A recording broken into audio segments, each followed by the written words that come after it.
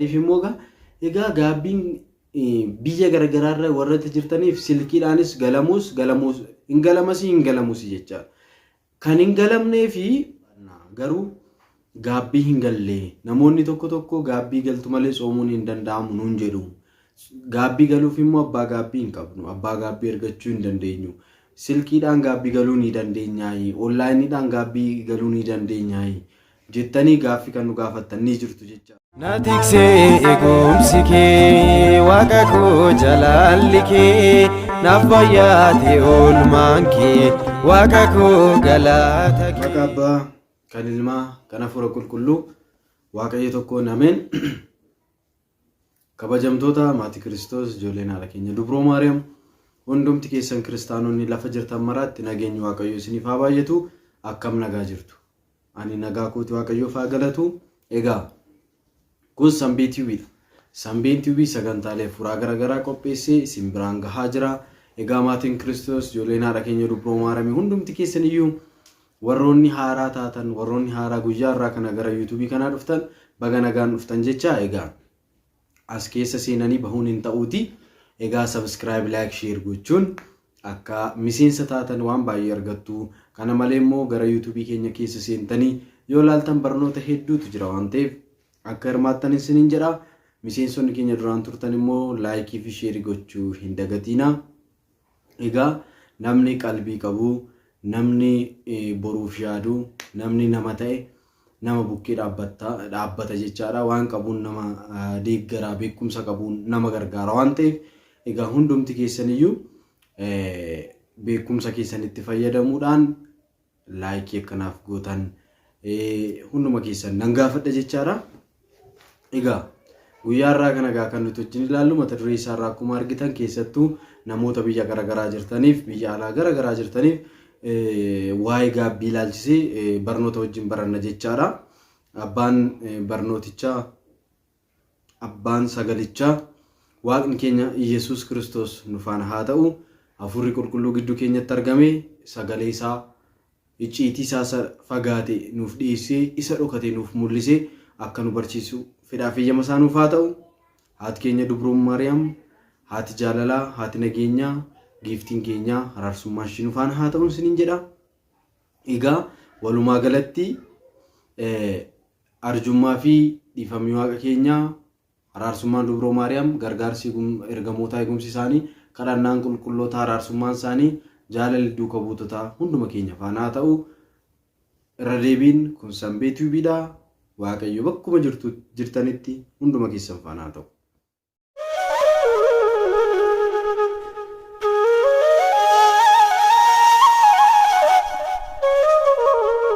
Egaa maatii Kiristoos keessattuu biyya garagaraa kan jirtan biyya alaa keessa ardii Awurooppaa, Ameerikaa, Eeshiyaa keessas biyyoota Afrikaa, ardii Afrikaa kana keessas kan jirtan biyyoota Arabaa keessa biyya garagaraa kan jirtan obboloonni keenya Ortodoksii Tawaahidoo hundumti keessan iyyuu waa'ee gaabbii ilaalchisee sooma kana keessa gaaffiin ka'u ni jira.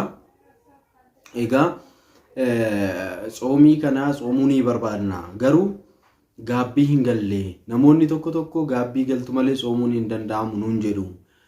Gaabbii galuuf immoo abbaa gaabbii hin qabnu abbaa gaabbii argachuu hin dandeenyu.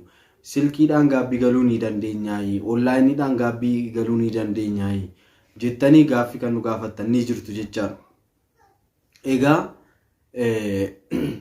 waa'ee gaabbii kanaa ilaalchisee gaabbiin jalqaba gaabbii maalidha isa jedhu erga wajjin ilaalle egaa namni waan tokko maalummaa isaa osoo hin beekiin gara waan tokkotti seenuun gaariis miti jechaadha. Maaliif akka gaabbii gallu gaabbiin maal akka ta'e eenyu biratti akka gaabbii gallu gaabbii akkamitti akka gallu beekuu qabna jechaadha. Egaa gaabbii jechaan waan taasisan tokko gaabbuu dhiisuu isaaf immoo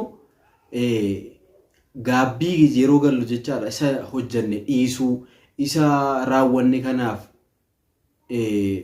gara fuula boodaatti gannee bira darbuu jechaadha. Bakka wantoota hojjenne suniif gaabbuu bakka amma fakkeenya cubbuu yoo hojjenne cubbuun hojjenne sun hin barbaachisu waan ta'eef cubbuu kana hojjedheeraani jennee gaabbinii garaa keenya gootu yaa Waaqayyo ani akkas taasiseera ani balleesseera jennee gaabbuudha jechaadha.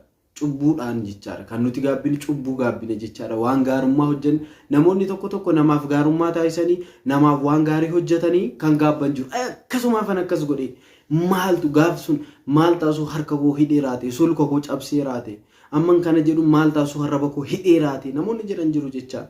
Waan gaarummaa qabu waan waaqayyo jaalatu waan waaqayyo wajjin walitti nu fidu hojjetanii namoonni gaabban jiru. Garuu cubbuu isaaniitiif gaabbuu hin danda'an jechaadha. Hundumti keenya akkasidha. Anas dabalateesin cubbuu keenyaaf hin gaabbinu jechaadha. Kan nuti gaabbinu gaarummaa hojjenneef maafan kana taasisee gaabbina malee cubbuu kan hojjenneerra jennee waaqayyo biraa deemnee gaabbiin fudhannu jechaadha. Egaa gaabbeechuun kan wantoota hojjennee suniif gaabbinee garaa keenya guutuu gara waaqayyootti deebuudha jechaadha. Cubbuu hojjenne tokko sonnoksi. Egaa cubbuu baay'ee hojjenne keessaa inni maal naan jedha lubni kun maal naan jedha namni maal naan jedha jennee gaabbii cubbuu hojjenne kana keessaa tokko dhiisne osoo garaan keenya beeku sodaanne yoo dhiisne gaabbiin jedhamu kun jechaadha. Cubbuudhuma sun hin jiraanna malee jechaadha. Gaabbii jechuun cubbuu hojjenne sun hunda gadi yaasne himuudha jechaadha. Waaqayyo hunduma keenya anas isinis cubbuu keenya hundumayyuu baasnee akka dubbannu cubbuu keenya hundumayyuu baasnee dubbatannee gaabbii gallee akka waaqayyo gara keenyatti deebi'uuf fedhaaf eeyyama isaanuuf haa ta'u. Egaa gaabbii jechuun isa darbaniif gaabbanii isa hojjetan dhiisanii gara fuulduraatti waaqayyoon ifama gaafatanii jaalalaan jiraachuu jechuudha. Egaa akkamitti gaabbii gallaa yoo jedhan immoo gaabbii kan gallu luba biratti jechaadha. Luba mana amantaa biratti abbaa gaabbii tokko biratti deemnee isaan qofatti jechaadha kan gaabbiin galamu. Ani isaan nun jedhan immoo nama biraatti dabarsinee hin himnu jechaadha. Gaabbii galeera jennee isin odeessinu jechaadha. Odeessuun qabnu kan nu beeku kan beeku isin luba sunii fi isin qofaan wal beekaa san gidduutti immoo lubni sun immoo waaqayyo wajjin walitti isin fida jechaadha. Waaqayyoon karaa nu qajeelcha malee luba miti jechaadha. Cubbuu keenya kan nurraa haqu asirratti kan beekuu qabdan. Maaliif deemtanii lubatti himtu maaliif qeesitti himtu nun jedhu namoonni tokko tokko. Phaawulos Saa'ol jechaadha. Saa'ol maaliif na ari'attaa jedheen Kiristoos. Egaa seenaa qulqullicha Phaawulos ni beektu. Qulqullichi Phaawulos wangeela garagaraa ergaa garagaraa nu barreesseera. Ergaa Qorontos, Roomee kan barreesse, ergoota baay'ee kan barreesse qulqullicha Phaawulos. Phaawulos osoo gara wangeelaatti nufiin dura hojii hammeenyaa hojjeta ture jechaadha. Kiristaanota ari'aa, kiristaanota ajjeesaa ture jechaadha. Kiristaanota irratti sobaan murteessaa ture jechaadha. Guyyaa tokko kiristaanota soo ari'u waaqayyootti mul'ate jechaadha. Lafa Damaasqoo jedhamutti Saa'ol maaliif na ari'attaa jedheen. Yoo kana Phaawulos na'ee ani kanan si ari'adhu kun ati eenyudha jedheen. Ati kan na ari'achaa jirtu ani Kiristoosii jedheen jechaadha. Hubadhaa asirratti namoonni kiristaanota ari'attan, namoonni kiristaanota jibbatan, namoonni namoota mana waaqayyoo tajaajilan irratti gufuu taatan hundumti keessan Kiristoosiin akka ari'achaa jirtan of beekaa jechaadha. Hundumti keenyayyuu namoota tajaajilanitti gufuu taana yoo ta'e, namoota tajaajilan arrabsina yoo ta'e, namoota tajaajilanitti waan hin taane dubbanna yoo ta'e Kiristoositti dubbachuu keenya beekaa. Egaa Saa'ol tajaajiltoota kiristaanota ari'achaa waan tureef sagaleen samiirraa dhagahame Kiristoositti dubbate. Ati kan na ari'aa jirtu ani Kiristoosii jedheen. Sababni isaa duuka buutota isaa warroota tajaajila wangeelaatiif fiigan waan ari'aa jiruuf maaf na ari'attaa jedheen Kiristoos. Nuti isarra tajaajiltoota ari'anna taanaan waaqayyoon ari'achaa jirraa jechaadha. Tajaajiltoota jibbinee jecha waaqayyoon jibbinee jechaadha. Tajaajiltoota ofitti fudhannee jaalannee kabajnee isaan gargaarree isaan faana dhaabbanne taanaan immoo waaqayyoos akkasumatti nu faana dhaabbataa jechaadha. Kanaaf Phaawulos yeroo kana gaa akka maal si godhu barbaaddaa jedheen dhaqii akkas godhi bakka lafa akkanaa deemiti raaseen hidannaa lakaanaa saayyoo deemi lubatotti of agarsiisii jedheen jechaadha. Lubatti of agarsiisii jechaan deemi gaabbii galii jechuudha. Hubadhaa.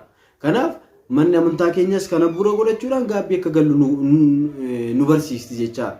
Nuti gaabbii kan gallu sababa kanaaf lubatti himna lubni kun immoo gaabbii keenya fudhatee cubbuu keenya sun dhaggeeffatee yaa mucaa koo waaqayyo akka dhiifama siif godhuuf egaa akkas godhi. Waaqayyoon hakkan ammana sagadiitii guyyaa ammanaa tsoomitii gara waaqayyootti bohii waaqayyoon kadhadhu nuun jedhanii karaa nu qajeelchu jechaadha. Akka luboonni nuun jedhetti immoo waaqayyoon ni kadhannaa sagannee boonyee imimmaanii jilbeeffanne yaa Waaqayyo si yakkeera, yaa Waaqayyo si balleesseera, maaloo ati dhiifama naa godhi jennee Waaqayyoon kadhannaa, Waaqayyos dhiifama nuuf godha jechaadha gaabbiin kanadha. Kanaaf gaabbii kan gallu luba biratti jechaadha.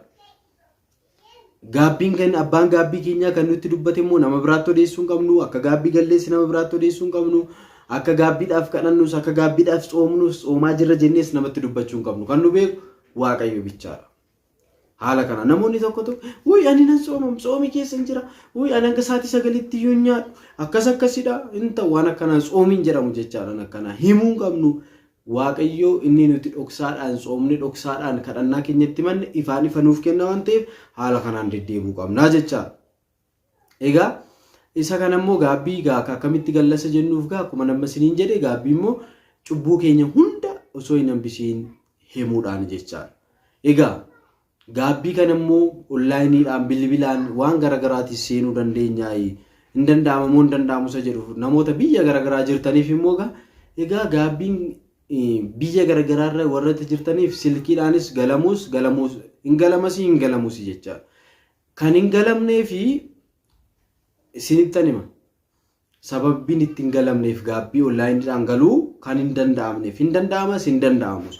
Kan hin danda'amneef egaa lubni isin bira jira yoo ta'e luba sun argattanii luba sun bira deemtanii lubni manni amantaa biyyi isin jirtan manni amantaa jiraatee abbaan gaabbii yookaan immoo lubni jiraatee luba sun deemtanii haasofsiistanii isa biratti galuu osoo dandeessanii as biyyatti dawwaleen bilbilaan gaabbii gala jechuun hin danda'amu jechaadha.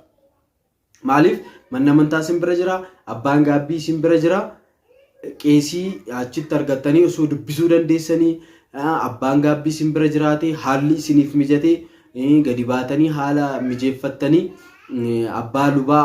luba abbaa gaabbii argachuu osoo dandeessanii isa achitti dhiistanii iddoo biraatti silkiidhaan hin galla warri jettan hin danda'amu jechaadha. Haalli amma namoonni tokko mana keessattuu obbolaanni keenya biyyoota Arabaa keessa jirtan haalli isiniif hin mijatu mana akka baatan kan isiniif hin eeyyamamne ni jirtu. Otoo manni amantaa jiru akka gadi baatanii wanta akka hin taasisne kan isin dhoowwan jiraachuu danda'u jechaadha.